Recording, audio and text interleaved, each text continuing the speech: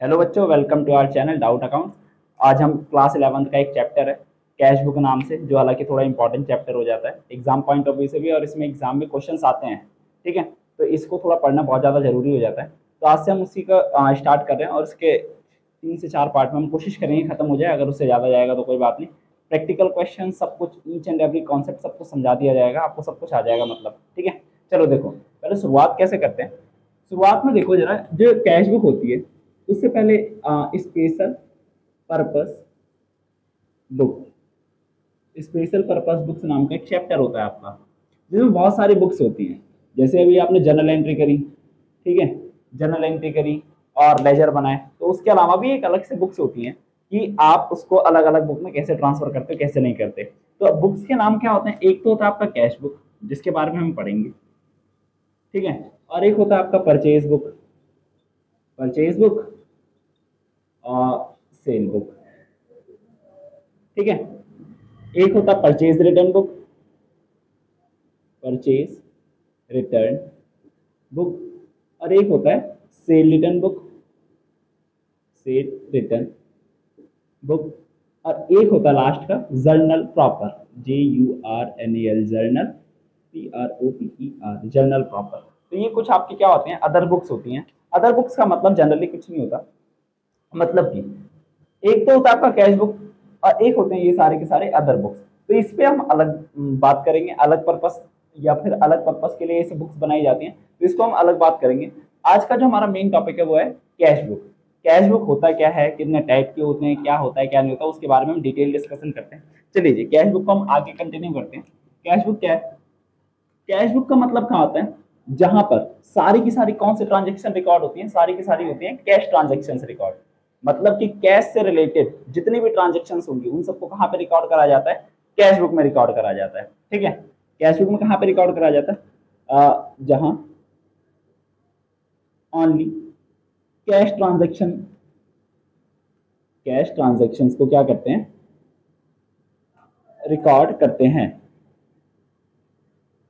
ठीक है, जहां सिर्फ कैश ट्रांजेक्शन रिकॉर्ड होंगे। जैसे मैं आपको एग्जांपल दूं, purchase goods on cash, purchase goods on cash, और एक होता purchase goods on credit, purchase goods on credit. ये दो टाइप की एडजस्टमेंट आई। एक तो होता है कि गुड्स को किस पे परचेज करा गया, क्रेडिट मतलब उधार पे, और एक को परचेज करा गया कैश पे, मतलब कि जो कैश आपको रिसीव होता है। कैश का मतलब क्या, जो आपके हाथ में कैश आ गया। देखो कैश बुक में किसको रिकॉर्ड करा जाएगा? कैश बुक में रिकॉर्ड करा जाएगा सिर्फ इस वाले ट्रांजेक्शन को, जहां पर गुड्स को किस पे परचेज करा गया, कैश पे परचेज करा गया। जिस गुड्स को क्रेडिट पे परचेज करा गया इसको भी रिकॉर्ड करते हैं, लेकिन उसको कैश बुक में रिकॉर्ड नहीं करते हैं। उसको जिस बुक में उसका रिस्पेक्टिव बुक होता है या जनरल एंट्री जो भी, तो उसमें रिकॉर्ड कर लिया जाता है। ऐसा नहीं है इसका मतलब कि बुक्स ऑफ अकाउंट्स में रिकॉर्ड नहीं करा जाता इस ट्रांजेक्शन को, इसको सिर्फ कैश बुक में रिकॉर्ड नहीं करा जाता। ठीक है, और cash book is a part of books of accounts. ठीक है, अगर आपने जनरल एंट्री करी होगी तो जनरल एंट्री में आपने करा होगा परचेज, चाहे कैश पे हो चाहे क्रेडिट पे हो। ठीक है, उसको क्या करा जाता है? हमेशा रिकॉर्ड करा जाता है। और ये हमारा एक प्रिंसिपल भी था, अक्रूवल प्रिंसिपल। अक्रूवल प्रिंसिपल क्या कहता था कि चाहे कैश ट्रांजेक्शन हो चाहे क्रेडिट ट्रांजेक्शन हो, उसको हमेशा क्या करा जाएगा? रिकॉर्ड करा जाएगा। ठीक है, इसीलिए जो कैश बुक होता है उसमें हमेशा कैश बेसिस अकाउंटिंग होती है।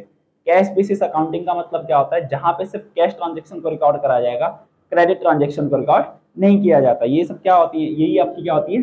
कैश बुक होती है। ठीक है, कैश बुक नॉर्मल सी बात करते हैं। अब ये जो कैश बुक होती है वो दो टाइप की होती है। कैश बुक होती है दो टाइप की, एक होता है single column, single column cash book, और एक होता है आपका double column cash book, DUBLE, double column cash book.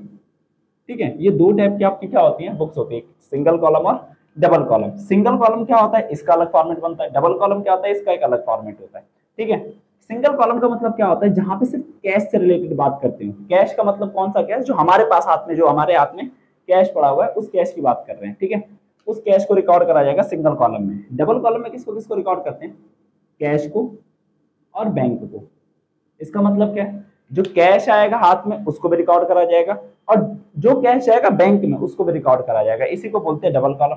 हम इसके बारे में बाद में बात करते हैं, फिलहाल हम बात करते हैं कैश बुक सिंगल कॉलम के बारे में। ठीक है, इस सिंगल कॉलम डबल कॉलम्स को पढ़ने से पहले आपको ये बात पता होनी चाहिए, जो कैश होता है वो किसका आइटम होता है, एसेट्स का आइटम होता है, और एसेट्स किस तरफ से बढ़ती है, आपकी डेबिट साइड से। तो अगर आपका कैश क्या हो रहा है, इंक्रीज हो रहा है, तो क्या होगा, डेबिट।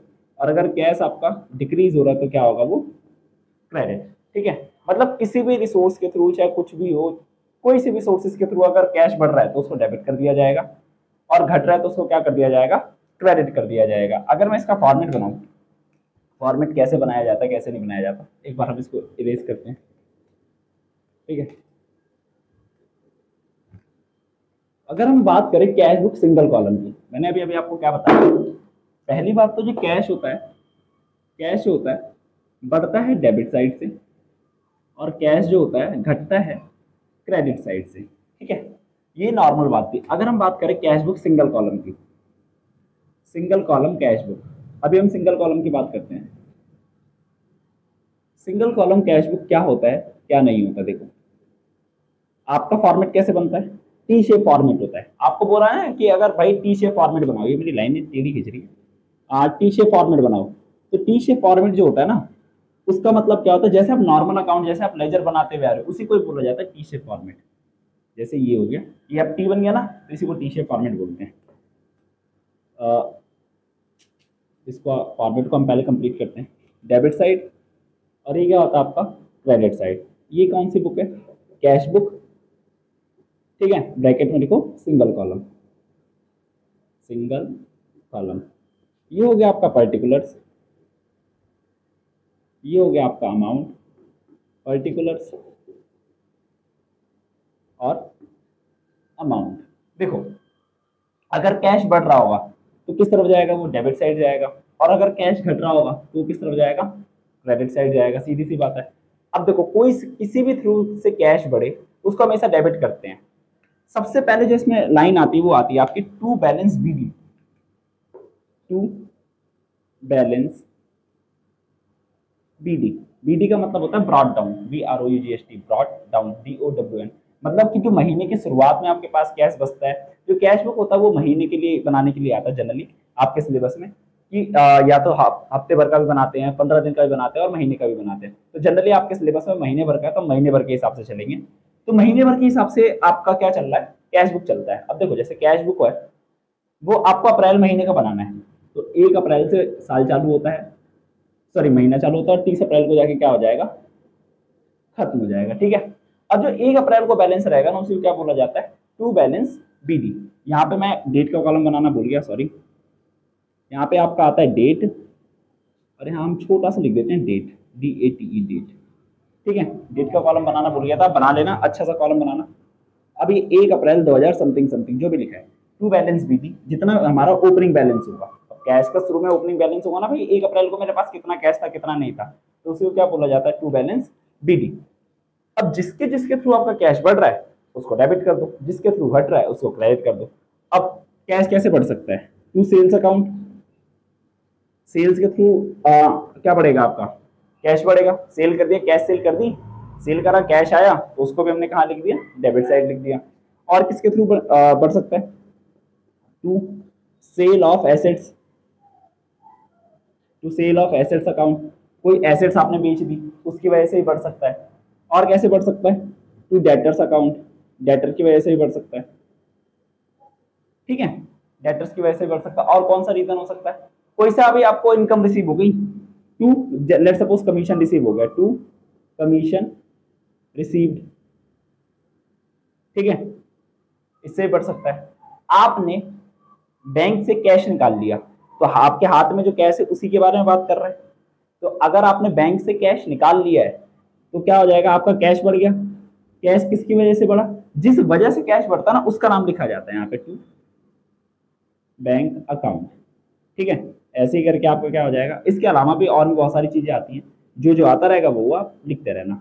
अब क्रेडिट साइड क्या क्या जाता है, परचेज कर लिया, बाय परचेज अकाउंट, गुड्स को परचेज करा उसकी वजह से कैश घट सकता है। ठीक है, और क्या हो सकता है, by purchase of fix assets, purchase of fixed assets, आपने फिक्स एसेट्स को परचेज कर लिया। ठीक है, उसकी वजह से भी कैश कम हो सकता है। और किसकी वजह से कम हो सकता है कैश, बाय एक्सपेंसेस कोई से भी एक्सपेंस हो गए, बाय एक्सपेंसेस अकाउंट कोई सा भी एक्सपेंस हो गया, चाहे आपने कैश में करा हो, कैश में जो एक्सपेंस करा होगा वो किस तरह हो जाएगा, क्रेडिट साइड। क्यों? क्योंकि कैश किस क्या हो रहा है, कम हो रहा है, और कैश किस तरह से कम होता है, क्रेडिट साइड से। ठीक है। आपने बैंक में पैसा डिपॉजिट करा दिया तो बाय बैंक अकाउंट, बैंक में चला गया ना पैसा, हाथ से तो कैश गया, हम उसी की बात करते हैं। ठीक है। और जब महीने का एंड आएगा, 30 अप्रैल आएगा, ठीक है, तो आपकी डेबिट साइड बढ़ी आएगी। डेबिट साइड हमेशा बढ़ी आएगी। कैश के मामले में कैश बुक सिंगल कॉलम में कैश का कॉलम हमेशा डेबिट साइड बड़ा आएगा।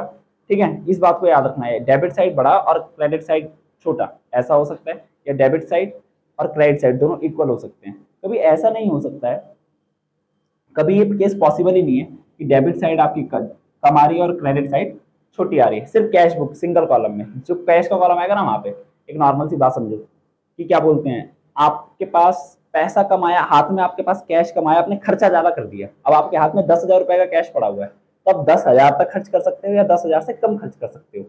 ठीक है, 10,000 से ज्यादा कभी नहीं खर्च कर सकते। तो इसलिए हमेशा याद रखना, डेबिट साइड जो होगी वो हमेशा बड़ी आती है सिर्फ कैश के कॉलम में।